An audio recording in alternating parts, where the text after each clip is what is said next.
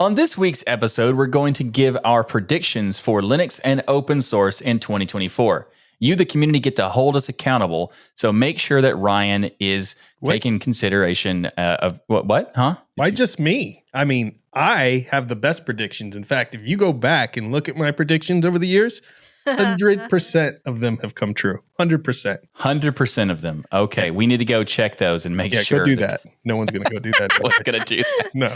But you, the community, get to hold us accountable. So get your text editors ready to capture these down. And next year, we will find out if Ryan is 100% right on will be prediction. So welcome to episode 355 of Destination Linux, your favorite video podcast. My name is Michael. I'm Jill. And I'm the Oracle. Or Ryan. Either way. Orion? Did you say Orion? Orion. Yeah. Ryan, you're my only hope. That's it. We're also going to cover Zorin OS 17 in this episode. So now let's get this show on the road toward Destination Linux.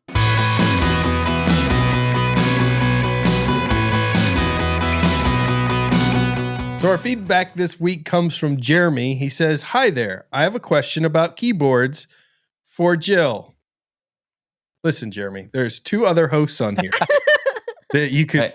Exactly. Exactly. We have so much experience with keyboards. Okay, yes. Ryan has so much experience with keyboards. I have lots of keyboards in my history as a computer user, but worth talking about, keyboards. I think, two. Yeah. Yeah. So. When Michael and I met, he was the Dollar General keyboard kind of guy. That is ridiculous. It was Walmart. Thank you. Yeah. The cheapest one. All right. Jeremy goes on to say, as of late, I'm having a hard time finding a good keyboard. Last keyboard I found was a Razer Black Widow Ultimate 2016 model, which actually was a great keyboard. It was a great keyboard. Has green keys, has a good layout, a side USB port, and just about the right amount of tactile feedback for me. Seems most of all the keyboards I try in the big box stores are a disappointment nowadays. That's very true. Plus, people have this thing where they like to pick the keys off and ruin the display units in a lot of the big box stores. And then, do you really want to touch a keyboard that's out there in the open on display anyways? And everybody's putting their grimy little Cheeto fingers all over them. There's a thing that said that, I forgot where I saw this, but there was some kind of article that says that keyboards are like the most disgusting thing in your house after being like tested by various different studies or whatever. And then to imagine thousands and thousands of people touching the keyboard. Yeah. And little kids, they just pick their nose, plus adults probably too. And then they're over there just rubbing their hands on it. But there was a place called Fry's, and Fry's used to have alcohol yes, they did. By the keyboard, so you could wipe it down and then test it, and then it would be cleaner. That was cool. Anyway, sorry, Jeremy, went on a little bit of tangent there. A little OCD on the keyboards on display, clearly. It goes on to say, as I see it, I have a few options for a good keyboard, each with their own drawbacks.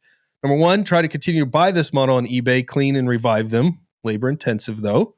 Maybe try getting some old IBM Mechanical PS2 keyboards off of eBay, but old components.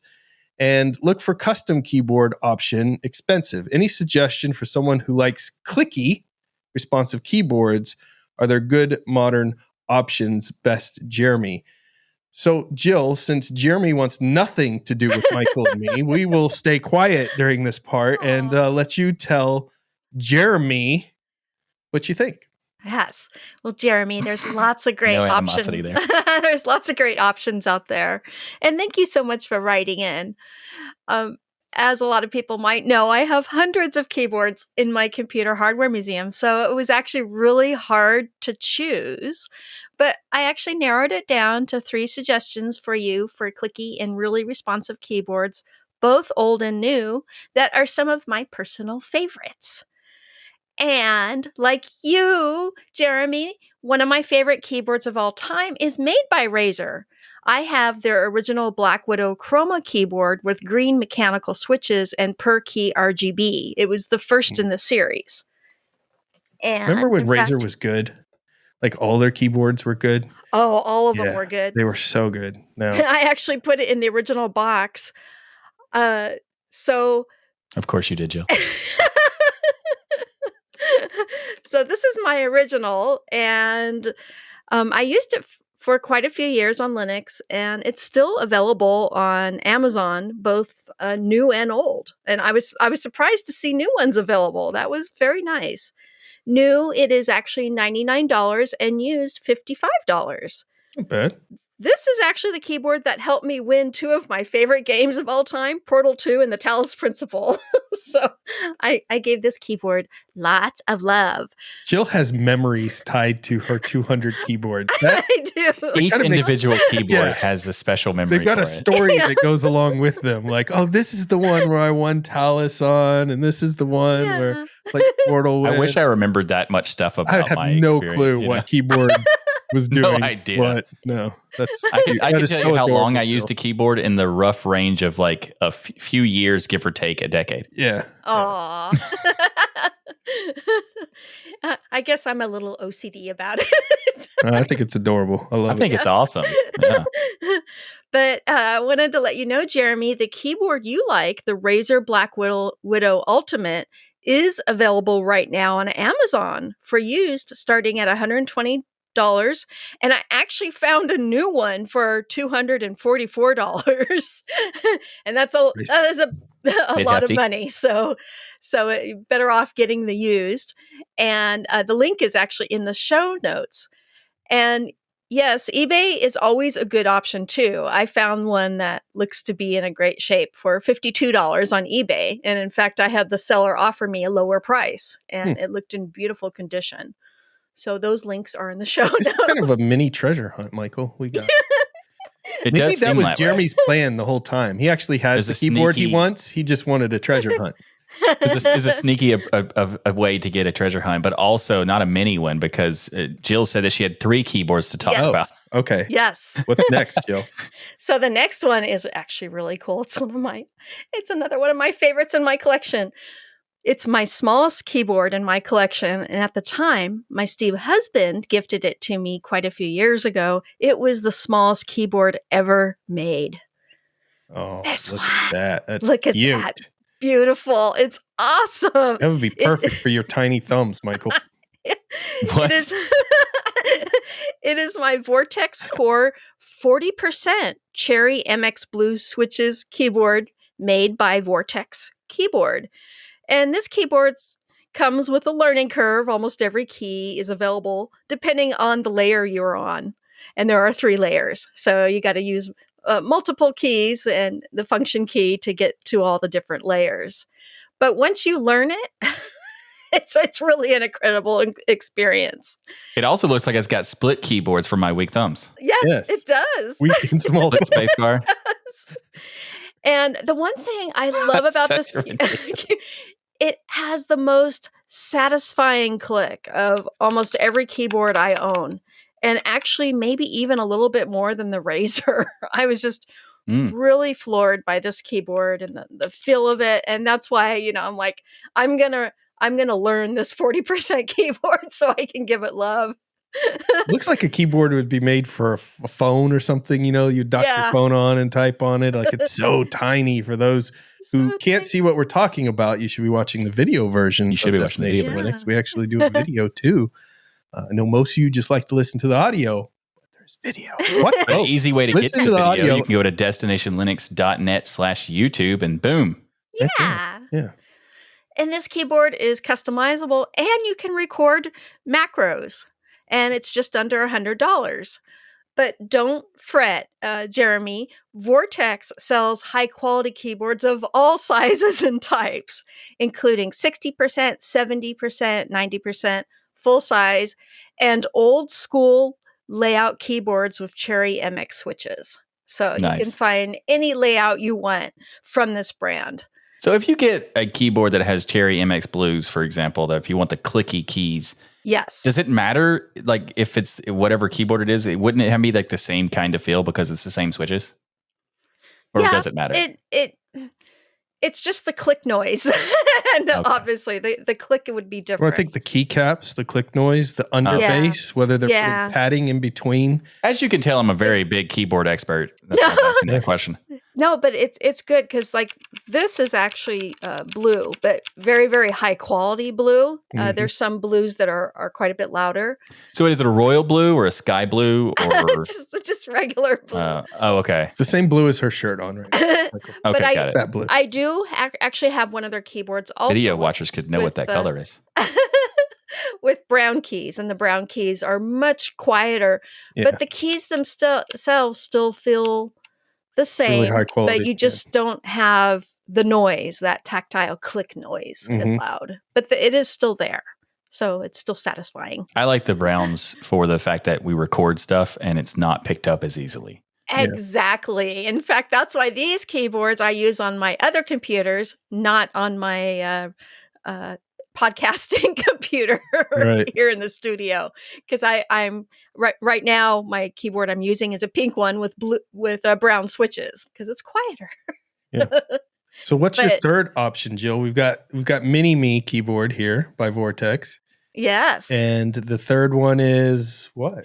The third one is the Mini Me keyboard. Something very, very special. It is the granddaddy of them all in my collection, the classic IBM Model M buckling spring keyboard. Woohoo! Sing to me. And it's a big chunky board. Big chunky. Oh, yeah. That brings back some memories. It's like going from the smallest to the biggest you can get. Yeah. It's not only a keyboard, it is a self-defense item as well. Yeah. And ooh, that click. Oh my God. That click is just there's nothing like it. There's nothing like this. Why can't modern keyboards be like that though? Why can't they sound like that? It's but they can. Good.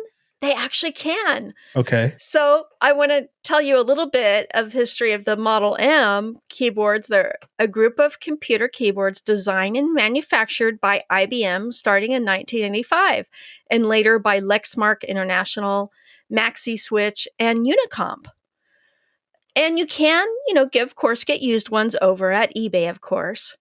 But did you know, Michael and Ryan, that Unicomp is still making Model M keyboards? No, I had no idea. At a reasonable price, too. I want. Starting at $125, and they come in multiple colors, sizes, and layouts, and you have a choice of USB or a PS2 connector. So you can get a Model M with a USB connector. USB and buckling spring. Yeah. Yes. That's buckling cool. Spring. Wow. And Unicomp makes many other modern retro keyboards with classic Unix layouts. So if there's a computer manufacturer from the 70s and 80s that you really like the layout of, you can most likely, they have it in their catalog, that layout. Challenge accepted. Yeah.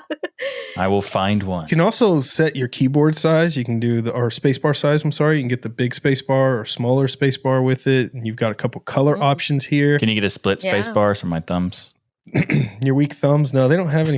Yeah, they didn't have that on there. Yeah.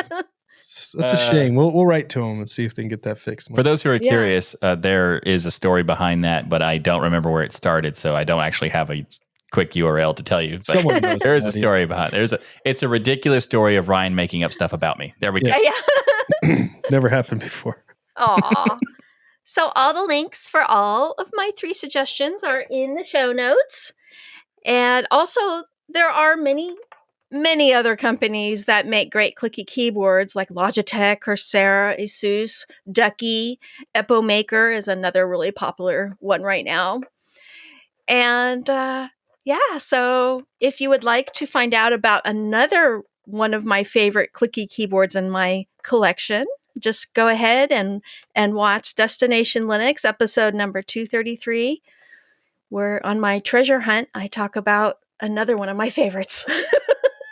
That's awesome, Jill. Those are great recommendations. The last one has me intrigued. I'm actually about to buy one right now. And so I have to have that sound. You don't have enough keyboards. I have to have that sound. Like, it's just... I'm giving Ryan a hard time about not having enough keyboards. And then Jill said she's like hundreds of keyboards. Yeah. Never mind. I personally use, Jeremy, since you asked my opinion as well. Yeah. Mm-hmm.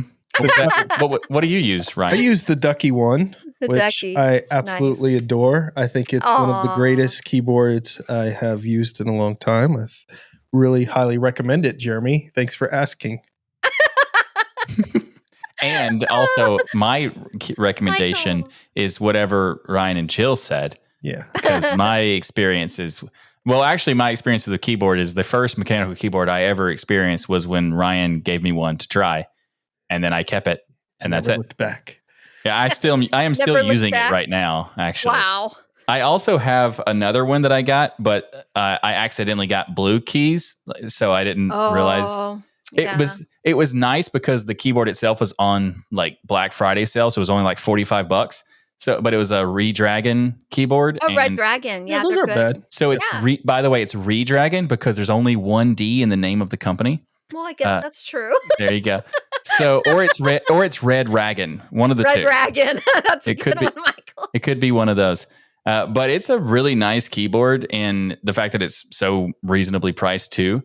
But I don't know if it's like the best option for someone, but it is still a pretty good keyboard. And also Redragon creates this other, because you were talking about how some of these companies have all shapes and sizes of various, like the Vortex keyboards. Yeah. Redragon also does that too, but they have the most ridiculous keyboard I have ever heard of. And I really want to try it. It is, I'm pretty sure 3 feet long. Yeah, the giant one. The giant one where the keycaps are like the size of your fist. Yes. Like, it's ridiculous, and I really want it. Sounds amazing. You can go demo that at Micro Center. They have those there. I almost Sadly, bought one. there is no Micro Center near me. Oh. Or me anymore. It is really sad. But you know what's funny? In Texas, the place that has the best electronics is a Furniture Mart. And it's got, I'm not even joking. The place is like 4 stories, Nebraska Furniture, something like that. And it's got more components than a Best Buy and Micro Center. Oh, that's pretty funny. Like, is it like it's like a speakeasy entrance or they have something? this whole section. It's a secret thing you need to know. It's like, the keyboards are over here. Yeah. And so my wife wanted to go furniture shopping, and that's to me just death. And then I walked in there, and me and my son had the greatest time ever. We're never leaving this furniture place. So I think they're genius, because now every husband wants to go. That's how they get you. That's how they get you. Get you. By the way, I just finished ordering my Unicomp Model M keyboard, so I'm really excited to get that. So thank you. Nice. Yay.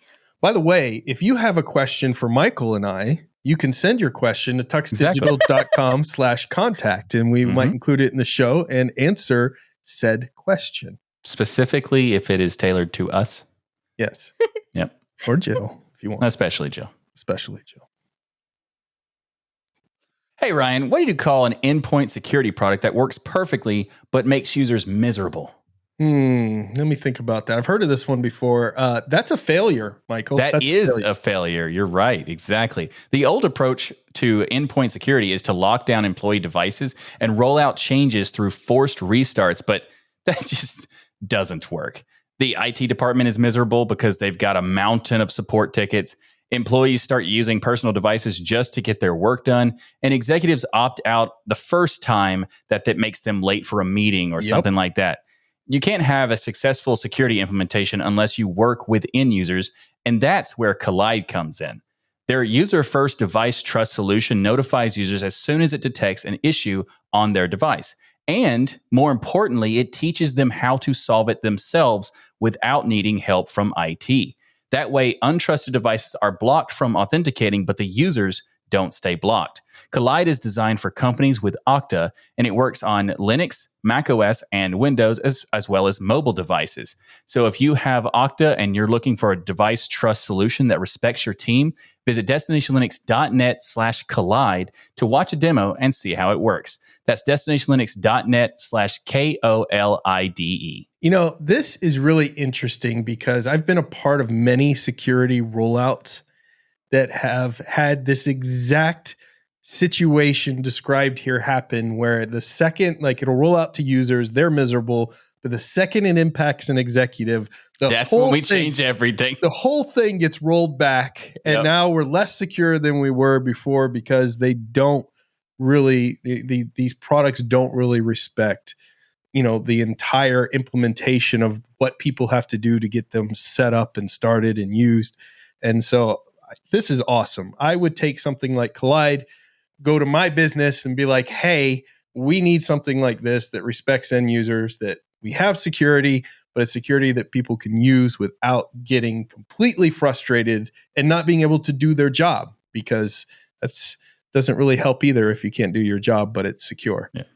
Balancing security and usability is a very important thing. And it's awesome that KOLIDE makes that possible. By the way, Michael, we have an example of this with a bank. We won't name them, but they're so secure that we can't even get into our bank anymore. Exactly. And we are so we don't have to worry about people getting into our money because we can't. We're changing banks. That's how frustrating their super secure system is. So that shows you the importance of not only your internal employees having good security, but what you're doing for your external customers as well. You want the security without the frustration. Check out KOLIDE. DestinationLinux.net/KOLIDE. So it's that time of year where we do our 2024 predictions. And let me tell you something. There's other shows out there that do predictions, but nobody does it like us, because I'm 100% correct in every prediction I've ever made. Go look it up. We are so good at predictions that we don't even go back and check to see if we're right, because we know we're right. So if you do want to go see if you have to go yourself to check out what we said and then verify through the research, because we're not 355 episodes to check these predictions here. So I'm going to kick it off with my first prediction, and we'll go round robin here. That's what it's called, right? Cool. And everybody will tell their predictions, and then you, the community, will hold us accountable. So write these down, record this, make sure you mark. We are recording this, Ryan. Mark this section in your podcast player, your YouTube video. Remind to come back. Yes, put markers and bookmarks and hold stuff. us accountable, because I know I'm 100% right. So you'll see if you're not going to go back through those episodes. Anyway, so hold me and Jill accountable, not Ryan, because he's automatically right. Of course, that's what he said. Yeah. All right. So here's a big one. Everybody's talking about AI, right? So the open source versus proprietary wars, I think, are about to start again, like heavier than ever. But this time, it's going to be a situation where I think open source is going to start out in a far stronger position faster than what we had with the operating system and software battles of prior years. So I'm talking about AI and machine learning. And as ChatGPT and Bard focus on supposed security and safety of closed platforms, open source AI is going to bust through all of that and catch up faster than ever. And the thing is, because once open source is out there, once the code's out there, it's out there. There's no reining it back in. Whereas the proprietary stuff, they keep putting restrictions and blocks and stuff, some of it for good reasons. Some of it, I'm sure there's people behind the scenes that have access to everything, like, hey, what are the winning lottery numbers for next week, that we don't get to see as users. But open source is just going to absolutely explode, because governments outside the US will have a vested interest in supporting these efforts as well. Nobody wants to be left behind in the AI machine learning battles. So there's going to be a heavy investment in these open source models that are already out there for other governments and businesses to invest in, to bring them into their business. They can't afford the $10 billion investment, say, that Microsoft made into ChatGPT. So that's why I think these projects like PyTorch, TensorFlow, and other large language models like Llama are going to spawn some massive industry jumps, to the point where proprietary tools are going to be sweating, and they're going to be sweating so hard, they're going to be begging the government for regulations of saying, we've got to stop the open source software, which we've already seen happen, by the way. They've already started to try to stop open source existing in AI machine learning, because they've also tried to stop open source in general. Like, what if it gets in the wrong hands? What are people going to do with it? Listen, I could see the whole fear mongering of all of that. What if it gets in Ryan's hands? Well, yeah, what if it gets in my hands? I made Michael AI, and I gave it out there to the world. It's the cat's out of the box. Yeah. I mean, Llama versus Michael AI. I mean, come on, clearly. Truly. So that's my prediction. I think open source is going to absolutely stampede in growth when it comes to AI machine learning this year. I think that's an interesting prediction. I don't know if you're going to be 100% correct on this one, but I think it's an interesting thing. 99%. Yeah, sure.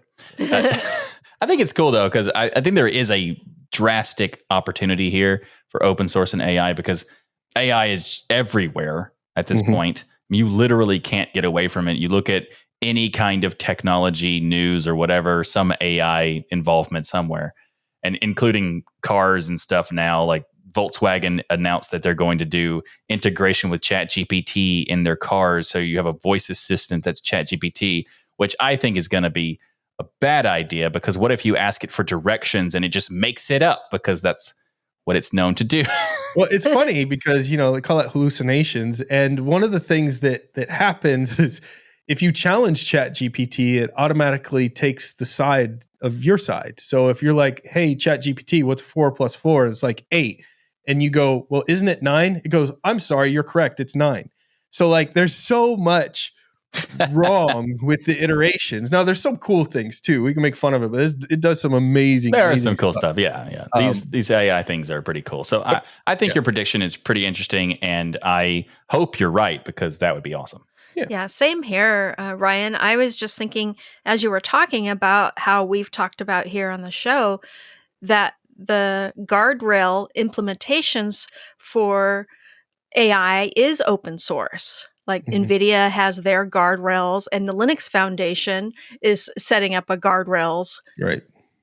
For that's nice. Now with open source, you could obviously remove the guardrails, but I think the same thing is going to happen. You're telling me there's other governments not hacking the crap out of ChatGPT and stuff right now? Like, come on. The governments have a vested interest, I think, and that amount of money they're going to pour into some of these open source options are going to make it a very viable platform. All right, Jill, what's your prediction? Give me one.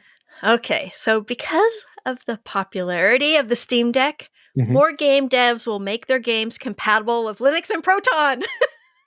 That's such an easy one, Jill. It's an easy one. It's a good one, though. I like it out there. We've learned that. So Ryan, I just remembered something. All right. The last time we did a predictions episode, which was 2022, I think. Yeah. I distinctly remember Jill choosing predictions that were very likely so that she would be right because of this one. It jogged my memory. And like, right, Jill did do that. Jill makes sure she's going to be right. Exactly. I respect it. It's Ryan and I have a game of who can be the worst at this, and Jill is gonna.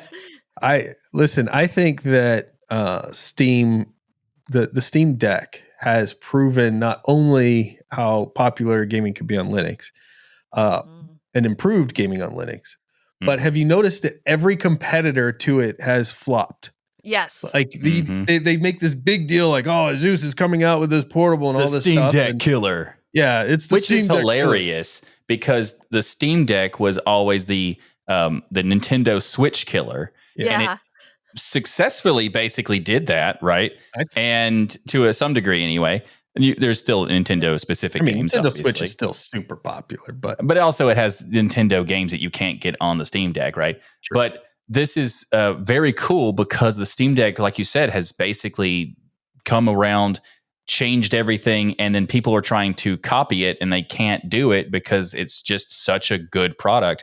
And a lot of companies are already making stuff for compatibility with the Steam Deck, and that has resulted in Linux gaming becoming even better and better. Ecosystem, right? Yeah, it's been fantastic, and now you see people like even promote that their game works with Steam Deck. Yeah. Well, they put more specs, like in the Zeus versions and things. They put better specs. They'll put a better screen. They'll do all of the things that on paper should be like, oh, this is a killer. But they run Windows. It doesn't give you a different experience. You feel like you're on an operating system. You feel like you're working on a computer. And I think Steam Deck choosing Linux was an absolutely brilliant move because, first of all, their UI is insanely beautiful. and it feels like you're on a gaming system. But if you want to dock it and have an operating system, you can. Yeah. But while you're gaming, you feel like you're in a true gaming UI. You don't feel like you're on a Windows desktop with a little tiny cursor and teeny meeny little icons and all that kind of junk. And it's a super polished experience too. So it doesn't even feel like you're using something on top of Linux. You're using something made specifically for this product, and it is great. And so the fact that you also have a Linux desktop at the same time, it's just, bonus points. It's incredible. Right? Isn't it amazing how far big picture mode has come along? You remember that used to be kind of the most annoying setting. The most annoying thing about Steam. I know.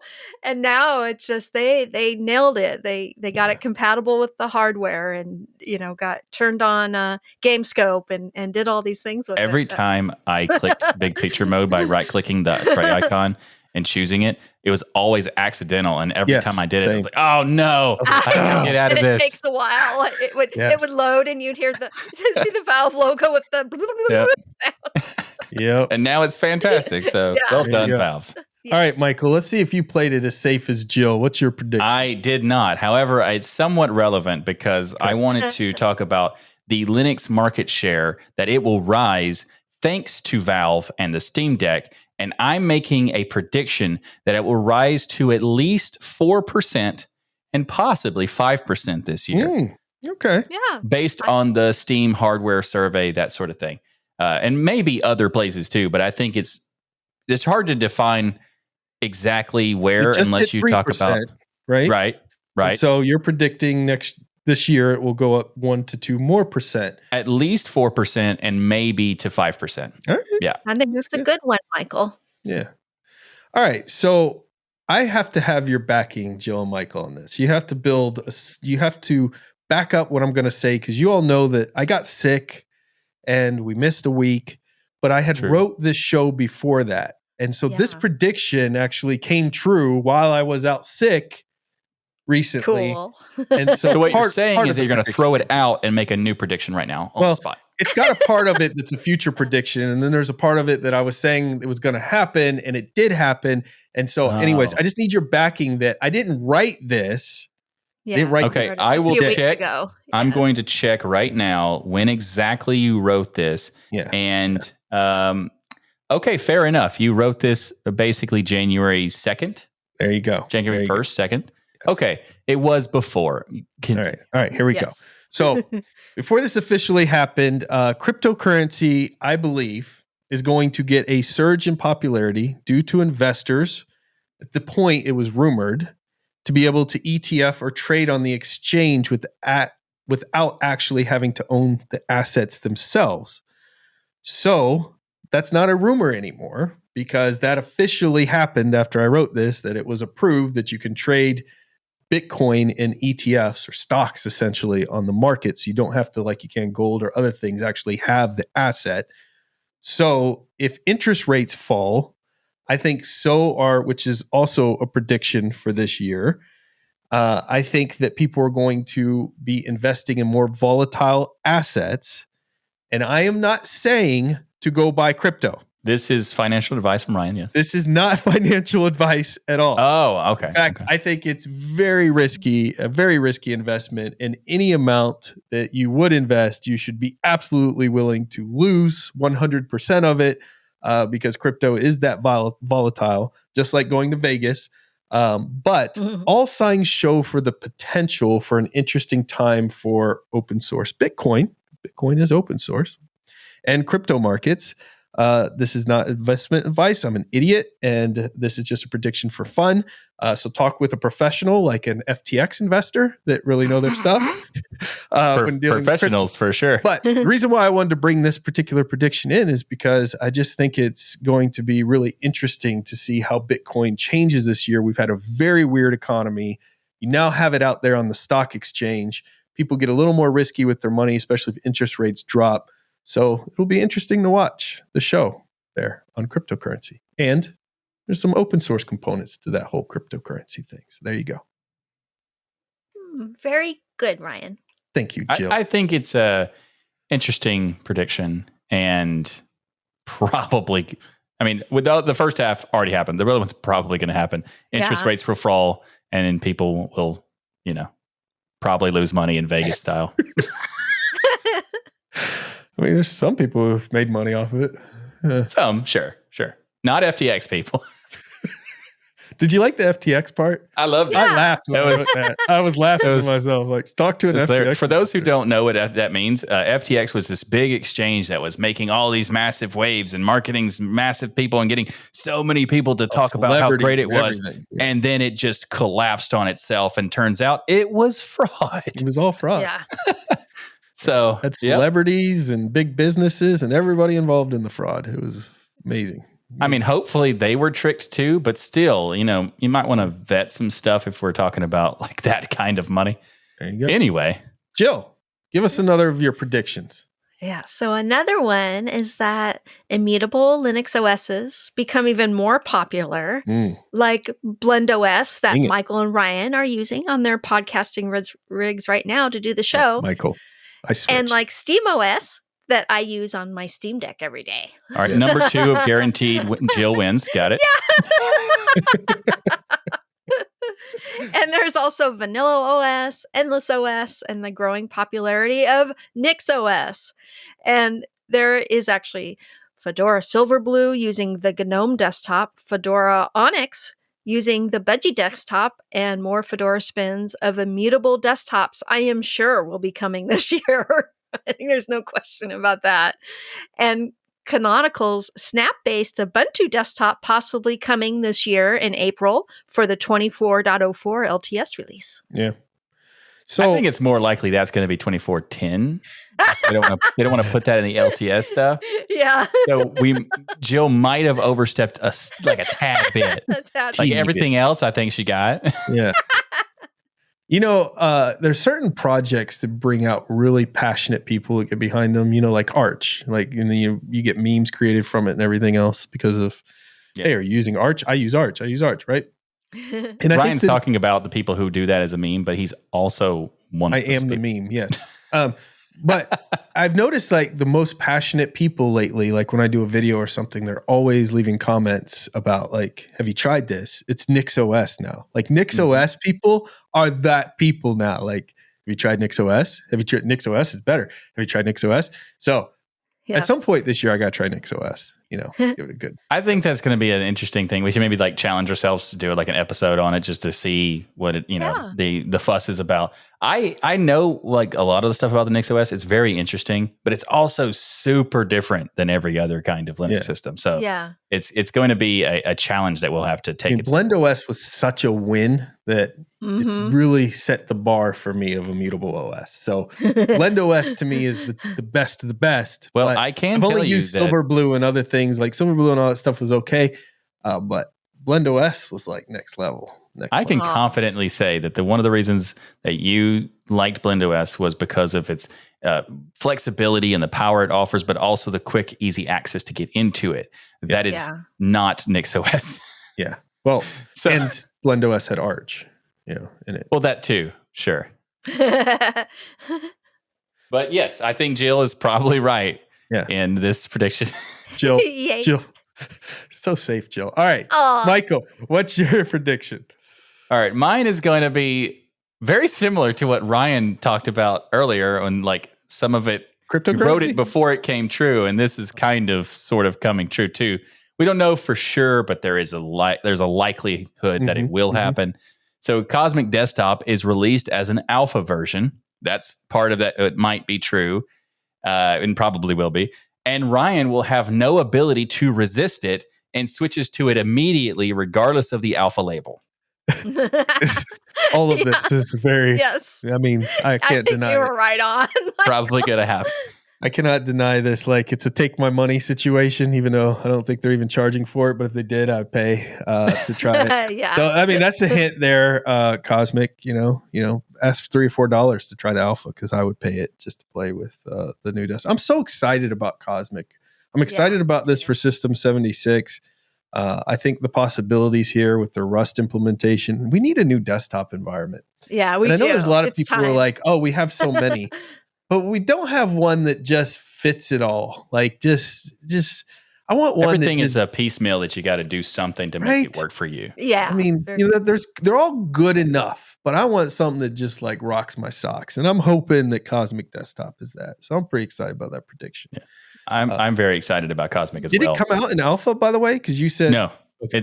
Not yet. They talked about, so they released this week, they released an article for the roadmap to alpha suggesting that it will be in 2404 of Pop! OS, which is expected to be in sometime during the summer of this year. Okay. So if that's the case, then it'll probably come out as an alpha sometime relatively soon even. And I mean, not relatively soon, but in between now and summer.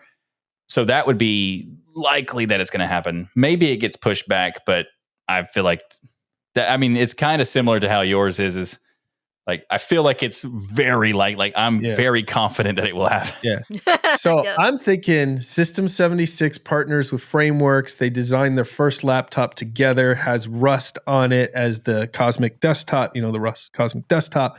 And that's how they release. Wouldn't that be? That'd be awesome. That would be awesome. That'd be awesome. Freaking All right. awesome. So my prediction, Frameworks releases a tablet or handheld device of some kind, and the DL crew, meaning all of us, will absolutely have to buy one and rave about how dope it is. All I have to do to make sure you lose this one is to not buy it. You can't not. Boom. But not buy it. It's impossible. A Frameworks handheld device. You telling me you wouldn't buy it? I would probably buy it, yes. You silly man, you. Especially if it was a good tablet, which is that's not been a thing that's been possible. You could upgrade. That won't look like it's 5 inches thick like some companies do. Like, ours is upgradable. Of course it is. It's literally 5 inches thick. Yeah. Like, how could it not be upgradable? Like, they'll create something that's as beautiful as their laptops. And, I want a Framework. And so bad. Maybe one that's two-sided. The one side could be OLED. The other side could be e-ink. Oh, marvelous. Man. That's like we talked about one of the phones where I was trying to get a different thing for every single side. If they did that would be amazing. You'd have like an e-reader plus a tablet. And although that would maybe cause some issues in terms of durability, wouldn't it? Not with Frameworks. They'll figure it out. They're geniuses. Yeah, you're right. They'll figure it out. Geniuses. All right, Jill, what's your prediction? Okay, this one might be a little controversial, so it's probably my most controversial one. That's why I didn't put it in until Jill's going to jump the shark. All right, get ready, people. The year of the Wayland desktop. But truth be told, I am running Wayland right now, and so is Michael and Ryan. Yep. So, I think I might be. Yeah. Yes. You gotta check. Aww. So I have one of my drives that is Plasma with X, and another one is Plasma with Wayland. And it's because of like gaming is not as good for some games. And that's not really the case for like most of the time, because a lot of gaming on Wayland has become better and better and better. But there are like specific games that aren't Wayland compatible yet. Yes. So that might be a thing that where it causes an issue for some people. But this is definitely a very strong prediction from Jill. Yeah. I'm shocked. Year of Wayland on the desktop. Well, what qualifies that to be the year of Wayland? Like what is the criteria to be the anybody uses Wayland? You know she's going to win no matter what. Yeah, so many people are running Wayland and don't even know it because they've just been updating their OSs, and it's just like when we went from ALSA to Pipewire. A lot of people didn't know that was changing when they updated their OS. Well, that's true, but there are times where you notice that you're using Wayland. Pipewire is like it's nice that you can sometimes go to Wayland and not notice it, but sometimes when you do notice it, it's a very in-your-face issue. Whereas Pipewire, I have never noticed it whatsoever. So that's that part. If we can get Wayland to do that would be awesome. But I think that there's another side to this story. So Ryan, Jill, I think what's going to happen is that the year of the Wayland on the desktop might not have happened until Jill said it on the show. And just so that Jill is right, all of the people who use and watch this show will go and get Wayland to make sure it works. And then also all the distros will make sure Wayland is the default. That is what I am expecting. It was up until now. They weren't sure. But now that Jill has made a prediction, they want to make sure she is right on everything. And then it happens. It's a new year, Michael. And we're going to do things different. I'm going to do something crazy right now. This is crazy. I'm going to do the tip and trick of the week right here, right now. Give you an extra bonus tip and trick of the week. If you want to check if you're using Wayland, Yeah. Type in this command. You're going to do echo space $xdg _session_type. And if it comes back Wayland, yes, you're on Wayland. Michael, I sent you the command in Discord as well, so you can copy and paste that because you said you didn't know. And you'll know after you run that command. All right, let's test right now. It works. Also, we'll have that in the show notes for those who want to find out for themselves. And I'm pressing enter, and the answer is X11. Yeah. There you go. Okay. So there we go. Answer is, we got it. Yep. Well, there was something I wanted to add to this was, so for instance, right now I'm running Window Maker using X Wayland. And it's running beautifully. So it will run the older desktops with X Wayland, and a lot of the games that I've had a few issues with on Wayland run well on X Wayland. There you go. Yeah. So it's just there's just so much work being done, and so many of the big distros had made the announcements that they're not going to be supporting X11. It's going to be Wayland. Yeah.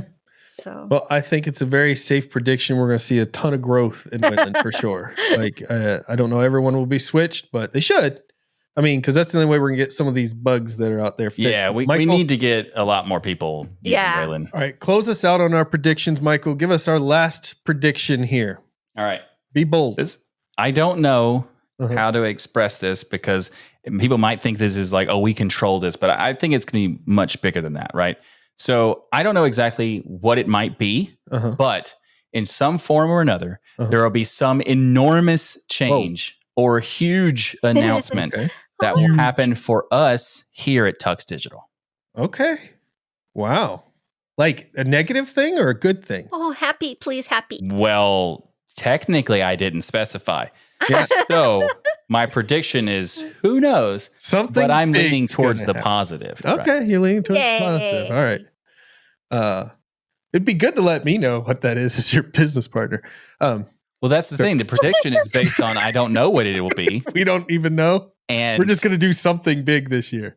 Yeah, at some point during the year. Something big every year. Oh, that's true. We'll grow more. We grow more every year.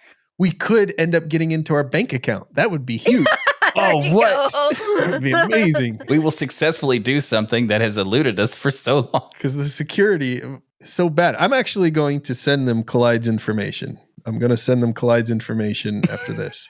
Because I have an email trail with them when they can't get anything working. We'll be like, look, you guys need to switch to KOLIDE. You should do it. I think Here's that's the link, good. Please. Yeah. Make your system not so terrible. All right. It's like the switch from Pulse Audio to Pipewire. Yeah. And from OS to ALSA and ALSA to... This episode of Destination Linux is sponsored by LINBIT. LINBIT has been keeping digital businesses running for over 20 years. They're the makers of open source products like DRBD, which is high availability software that has been part of the Linux kernel since 2010, and LINSTORE, industry-leading open source software-defined storage. LINBIT has an active presence in the open source community, and they collaborate with the community to help identify and build new features. LINBIT provides enterprise-grade software that runs on a variety of platforms and OSs without vendor lock-in. What that means is that you could use the software on any platform, including specific hardware that you want to use, or just off-the-shelf hardware that you get and connect it. All of this stuff can be interchanged really easily. And with DRBD and LINSTORE, you can have high-speed, replicated block storage in almost any configuration, whether it's Kubernetes, Apache Cloud, or OpenNebula. There's even DRBD proxy for long-distance replication. LINBIT is run by its founders to this day, and all of its engineers and developers are in-house with offices in Europe and North America, which allows them to have global 24/7 support to complement their enterprise offerings. Visit linbit.com to learn more about the people behind LINBIT and the awesome software for block storage, duplication, and more. While we were out, Zorin OS 17 released.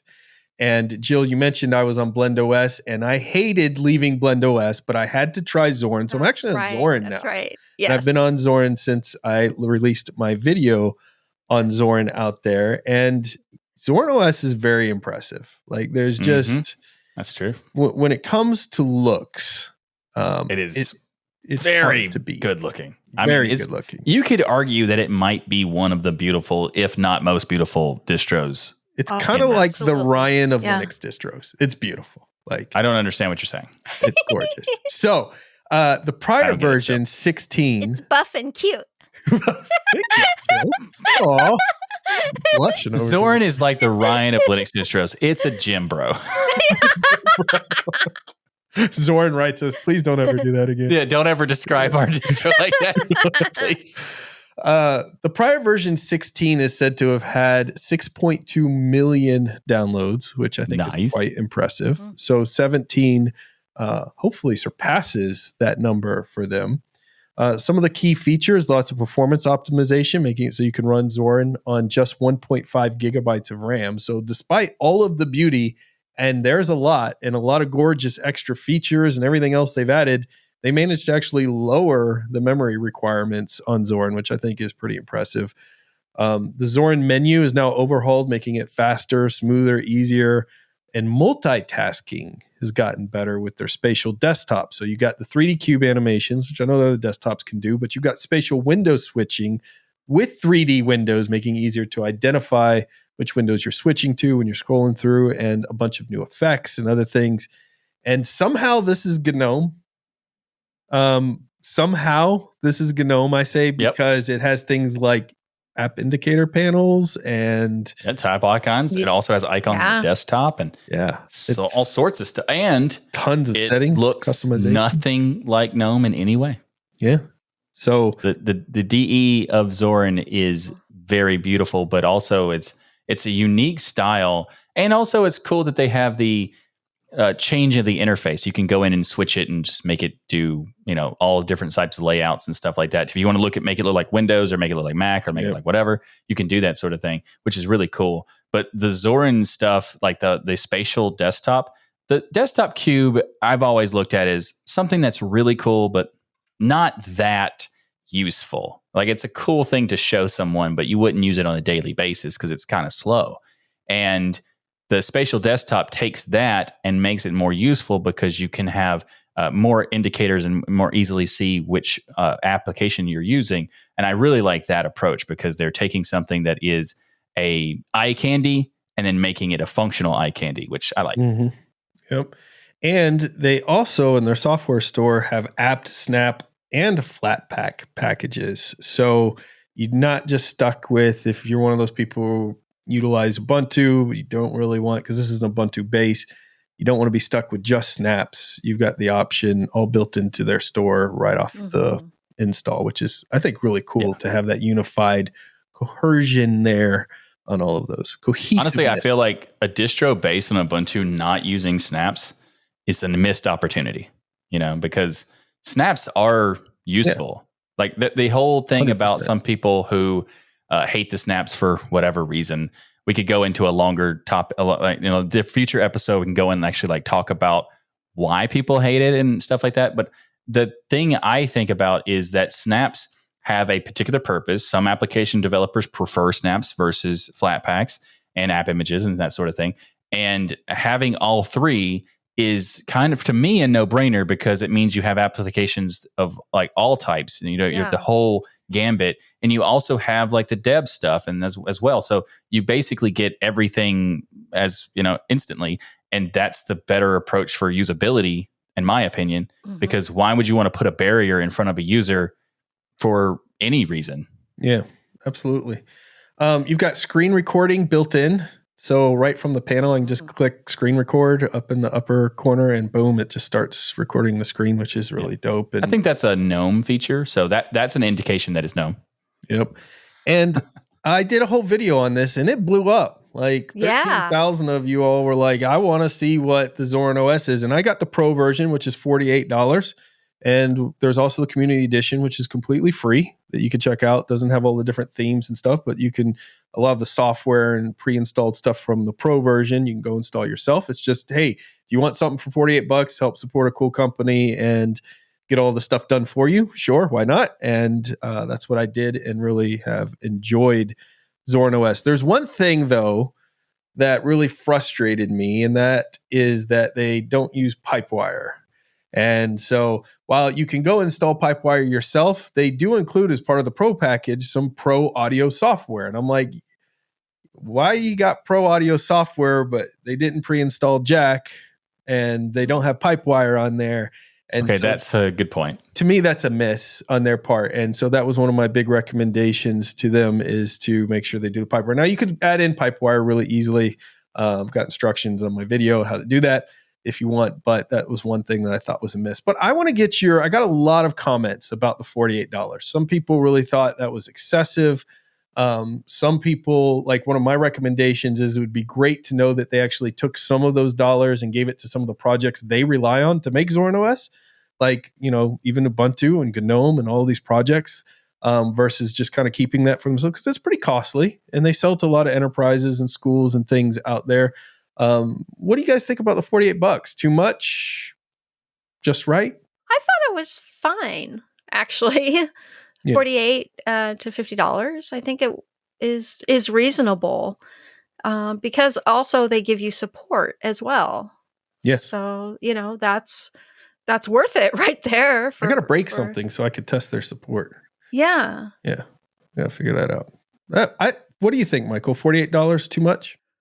I don't think it's too much at all. No, I think that's a reasonable amount. I mean, they could make a different tier if they wanted to for other features and make like a $24 one, something like that. So you could have like a half step if you wanted. That's a good idea. I think the 48 is fine. I also think the whole idea of it's okay if they do this, I think that is sort of messed up, because it's a company at the same time as it's a community driven thing where they want to make it for the users, but they also need to be like the whole concept of community only distributions is a really cool thing.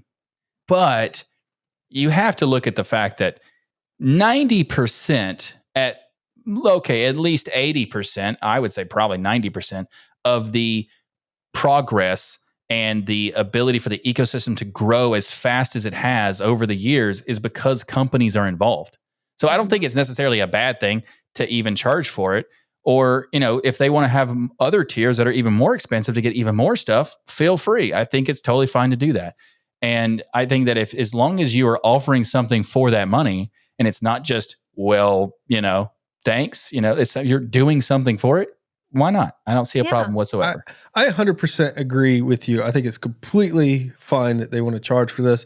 I think the $48 is fine. My one hang up is I think a part of that money, even a small part of it, even $4 or $5 of it, should go to the underlying projects that make Zorin OS possible. They should be donating to some of the software that they're prepackaging. Or if they don't want to donate to Ubuntu or something else, because those are already big corporations, fine.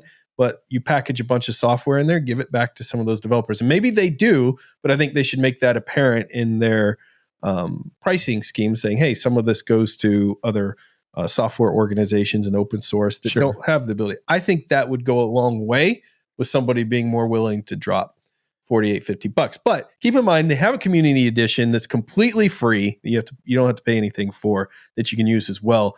Zorin OS is gorgeous. I mean, it's absolutely beautiful. That you can tell they put a lot of work into it. They put a lot of love into it. Yeah. Yeah. And actually, one of my favorite features of Zorin is that it has great support for older hardware with their Zorin OS Lite, which uses the XFCE desktop. And I know a lot of schools that are actually using Zorin because they have old computers around. Yeah. And that's just wonderful. And I'm actually currently running it on one of my late 2015 Intel iMacs. In fact, the last time we talked about Zorin, I installed it on one of my old iMacs and it runs beautifully. Right.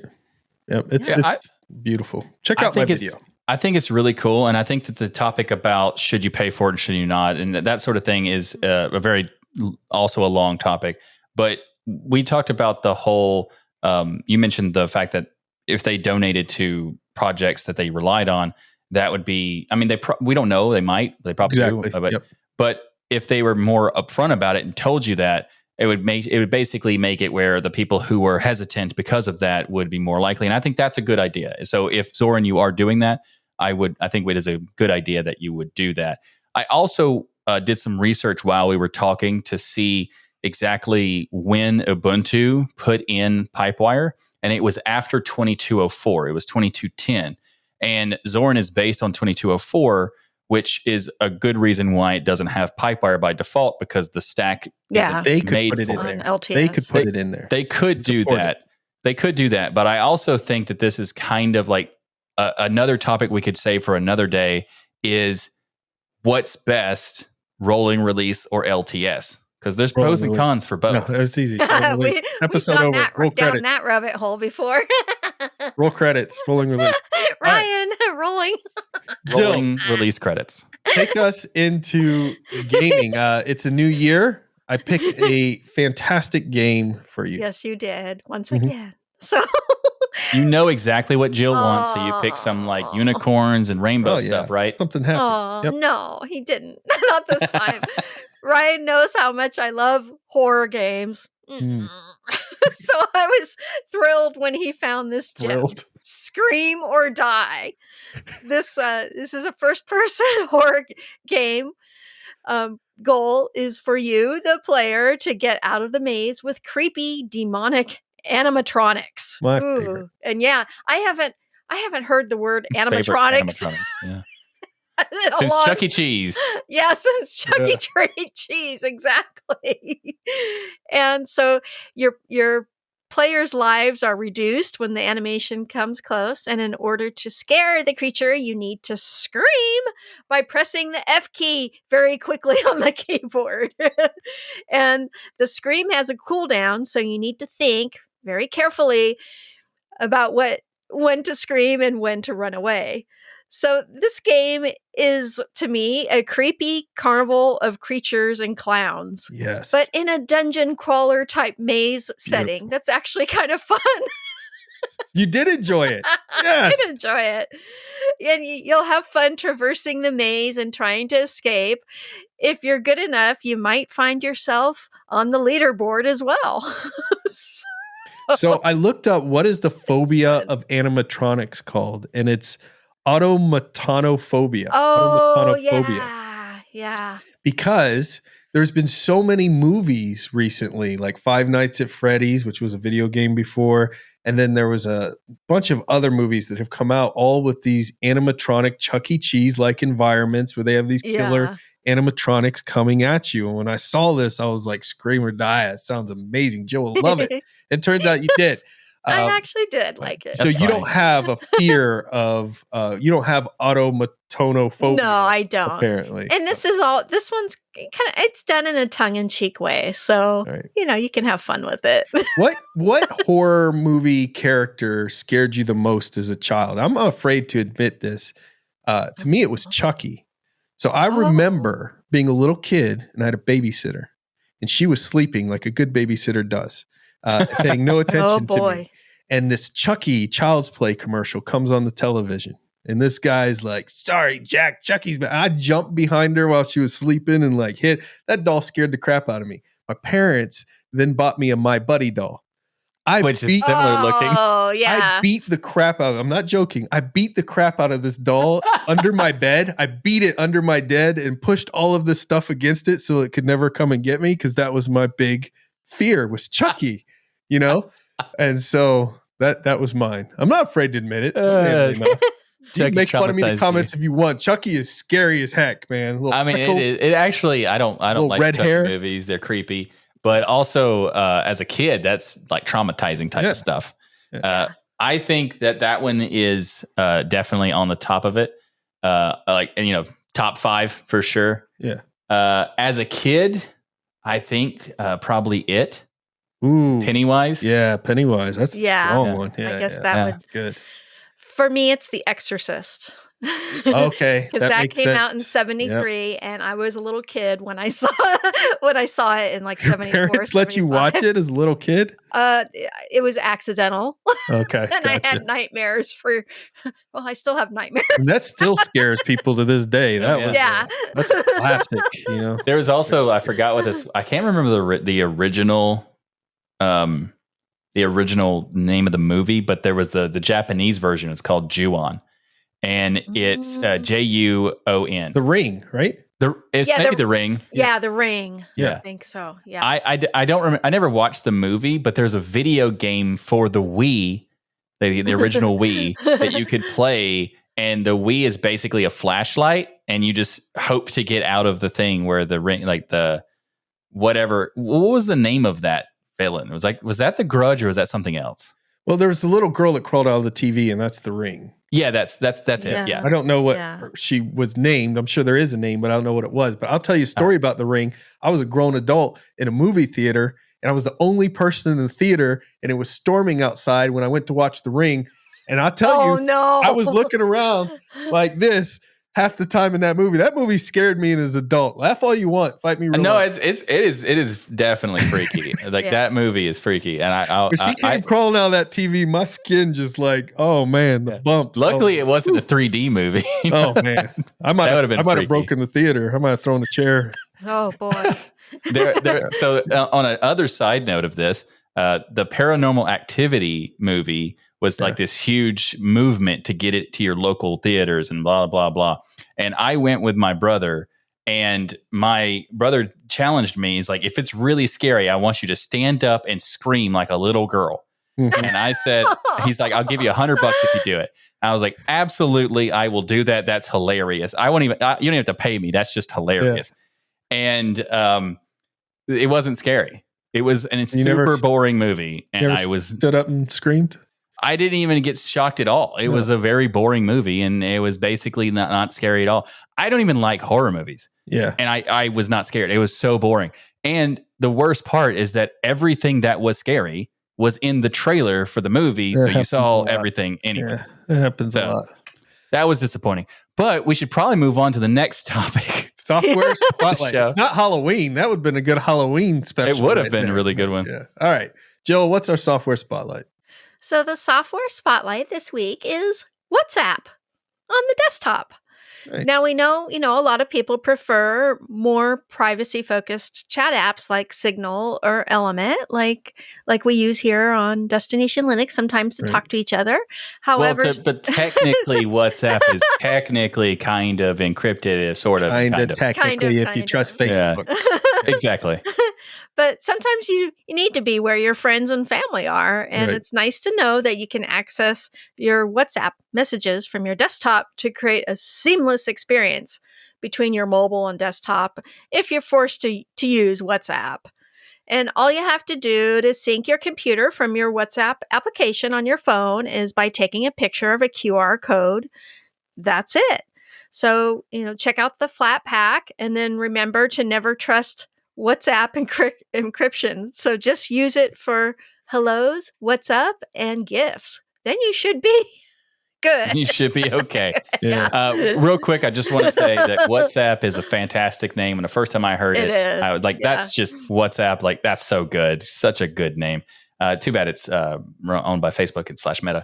But also, it's interesting because you were talking about, like, what if you have your friends and family on WhatsApp? If you are in the US, there's a high percentage they're not. But if you're in some other country, yes, it is massive, huge in Europe, everywhere. And so, the first time I went to the Ubuntu Summit, which is 2022, we went to Europe. It was in Prague in Czech Republic, and it was very interesting because so many people were like, "What's your WhatsApp?" Like, what? And they were shocked that I didn't have WhatsApp. Yeah. So that is a very interesting thing because it is super popular. And since our show is viewed / listened to in over 190 countries, I think this is a really good software spotlight. Yeah, absolutely. And EOS, when I did my EOS review, which I still have and still adore and love, one of the questions was, hey, can it run WhatsApp? Because that's critical to me being able to communicate with my family. And so I tested WhatsApp, and it's a really good app. Like, it's really good. I mean, I'm not surprised it's that good. It has over 1 billion users. Obviously, I'm more integrated with Jill and Michael and my friends in Signal, but I get why WhatsApp is so popular. It's very cool. And I think a lot of people save a ton of money doing their calls and FaceTime. Oh, yeah. But I think it's because like SMS is basically free in the US and in other countries, not so much. Yeah. Right. So it makes a lot of sense for them. But WhatsApp is also a really good application in terms of like features and whatnot and that sort of stuff. Yeah. You know, I might all hate those on pros. Facebook a little less because they gave us open source Llama and, you know, so there's something there. They also did a lot of work on ButterFS too. Yeah, there you go. So they've done a few things that are good. Dropping the knowledge bombs. In fact, drop us another knowledge bomb, number 2, for our tip and trick.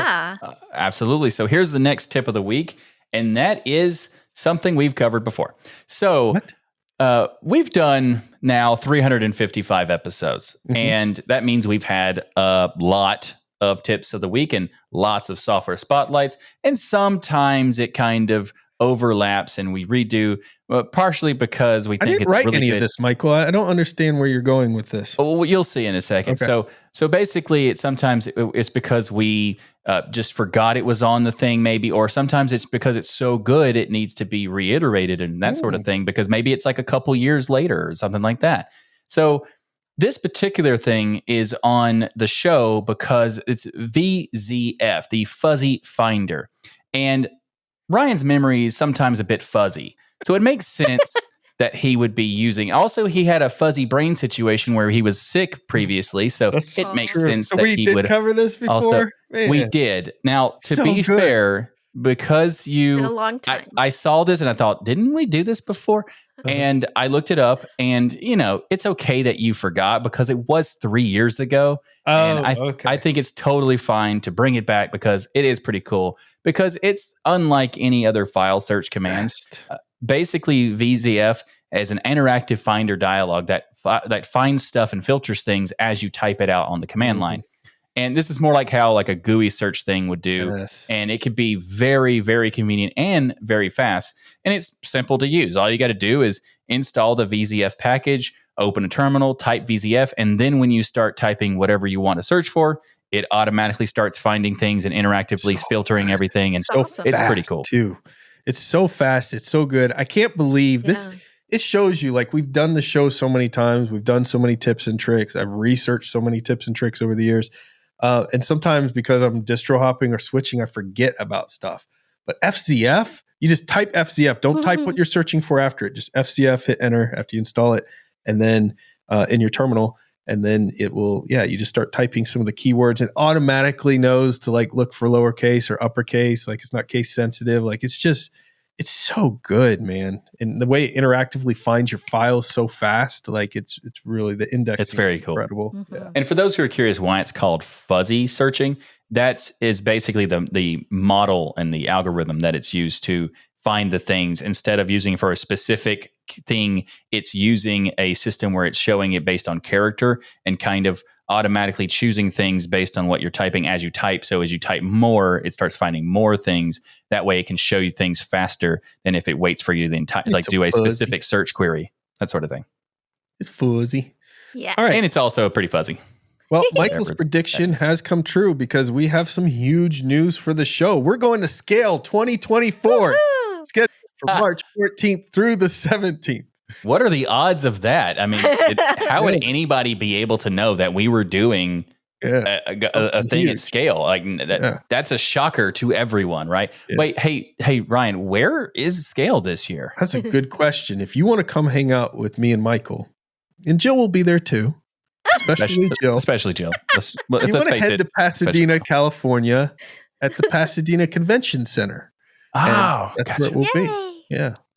And you can meet the entire DL crew, plus all the amazing vendors and presenters there. And yes, Jill will be there too. Aww. Jill will be there too. Especially Jill. And this Scale is going to be the first annual NixCon North America, the very first NixCon. So for all those, we were talking about NixCon earlier, or Nix OS, earlier. That's cool. Also, Scale has a bunch, I don't know how many, but they have a few that are kind of like sister conferences that are sort of like happening at the same time. Also, UbuCon is happening there too. Yeah, it's been since 2019 that we haven't had UbuCon, so I'm looking forward to that.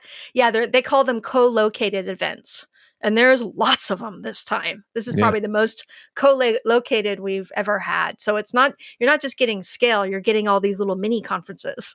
I would prefer it to be location cooperative conference. So it's LOCO. Loco, yeah. Be locos. Loco Moco. All right, let's shut Michael down here. Big thank you to each and every one of you for supporting us by watching or listening to Destination Linux. However you do it, we love your faces.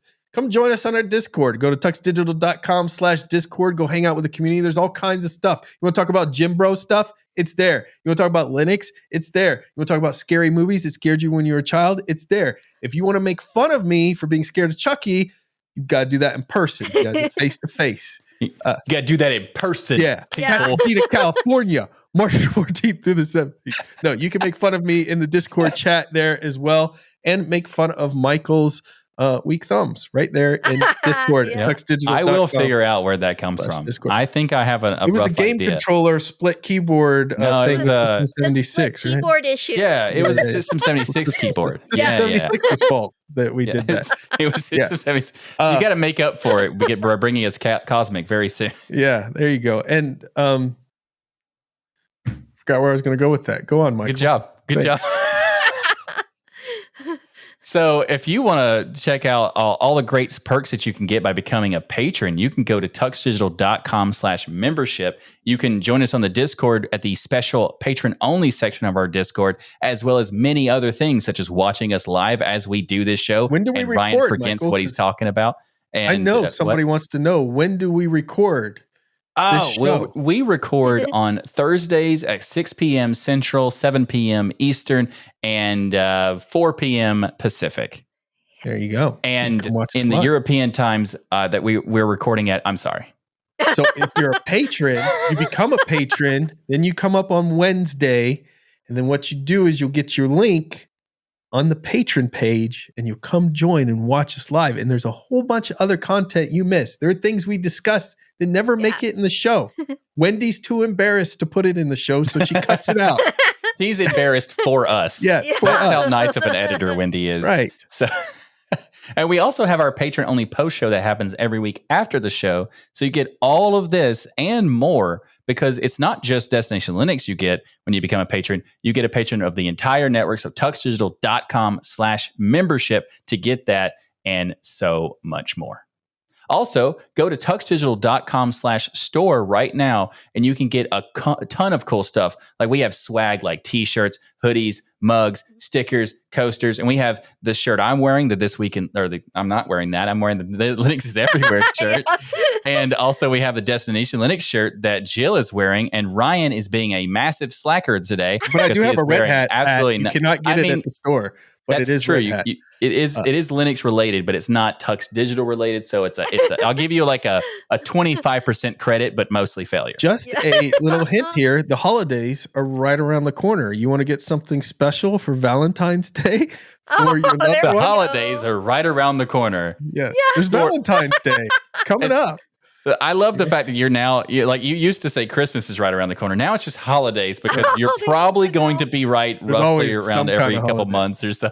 But like, if you want to tell your wife how much you love her, you're going to want to get her a Tux Digital t-shirt or a Jill t-shirt. Especially if her name is Jill. If her name is not Jill, that might be a little awkward. It might be weird. Yeah. Might be a little awkward. But we are also going to make some stuff that's Jill focused, Jill centric, where it shows vibrancy and joy and fun. Basically, Jill's personality in a shirt. And I actually mocked up a design for it, and we were working on a video. That is awesome. Good. Yes, it is awesome, by the way. But I will say that we're going to do some that are non-Jill name specific, so that if you're not named Jill, you could still get it, that sort of thing. And also, of course, we're going to make a especially Jill shirt. And I will say, Ryan, it was your idea was not polished. It was not the best, but I will give you some credit. It wasn't total garbage. It was creative. Usually. That's what I do. I hand you some creative idea, and then you make the shirt now. You haven't done your job. You were supposed to have it done before Christmas. I'm so excited. I don't You're a slacker. I haven't seen it yet. To be fair to me, okay, in my defense, Link. your ideas are using basic clip art where you don't have to do much of anything. But it's all mocked up, so all you have to do is redraw it with your stupid little talent of drawing. Like it's that with hard. your stupid little talent. Like, just use your talent, man. Come on, dude. Aw. So if you want to check out any of the stuff that we currently have and future stuff, go to tuxdigital.com/store. And make sure to check out all the incredible shows here on Tux Digital. That's right, we have an entire network of shows to fill your entire week with geeky goodness. Check out This Week in Linux for your source for Linux Weekly news, That's hosted by our very own Michael Tennell. It's a weekly video podcast that Michael hosts that takes you through all the happenings of Linux and open source each and every week. And everybody head to tuxdigital.com and subscribe to all our incredible shows. And don't forget to leave a rating on your favorite app so others can discover the power of open source and keep those penguins marching in the full Monty of Linux and open source awesome sauce. Absolutely. And everybody, I want to reiterate, go check out This Week in Linux because the guy who hosts that show is just fantastic. He's awesome and super humble, by the way. So be sure to check that out. I heard he has thumbs. Well, he can't be perfect. Everybody have a great week. And remember that the journey itself is just as important as the destination. Bye, everyone. Yay! See you next week. Did Jill do the thumb thing too? Like he can't. His thumbs are frozen. He's like, how do you wave them?